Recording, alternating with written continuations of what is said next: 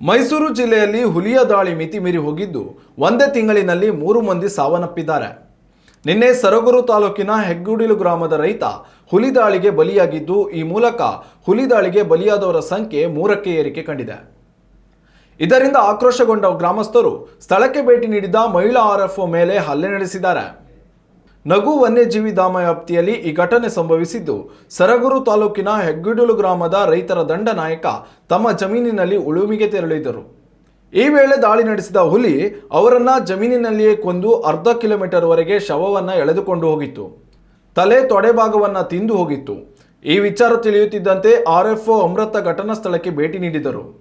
ಹುಲಿ ನಿಯಂತ್ರಣ ಮಾಡಲು ವಿಫಲವಾಗುತ್ತಿರುವ ಅರಣ್ಯ ಇಲಾಖೆ ಮೇಲೆ ಕೋಪಗೊಂಡಿದ್ದ ಗ್ರಾಮಸ್ಥರು ಅಧಿಕಾರಿ ಅಮೃತ ಮೇಲೆ ಮುಗಿಬಿದ್ದು ಹಲ್ಲೆ ನಡೆಸಿದ್ದಾರೆ ಎನ್ನಲಾಗಿದೆ.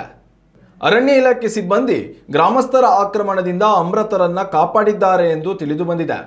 ಮೈಸೂರು ಜಿಲ್ಲೆಯಲ್ಲಿ ಕಳೆದ 1 ತಿಂಗಳ ಅಂತ್ಯದಲ್ಲಿ ನಡೆದಿರುವ 4ನೇ ಹುಲಿ ದಾಳಿ ಪ್ರಕರಣ ಹಾಗೂ 3ನೇ ಬಲಿ ಇದಾಗಿದೆ. ಹುಲಿ ದಾಳಿಗೆ ಒಳಗಾದ ಓರ್ವ ವ್ಯಕ್ತಿ ಆಸ್ಪತ್ರೆಯಲ್ಲಿ ಚಿಕಿತ್ಸೆ ಪಡೆಯುತ್ತಿದ್ದಾರೆ.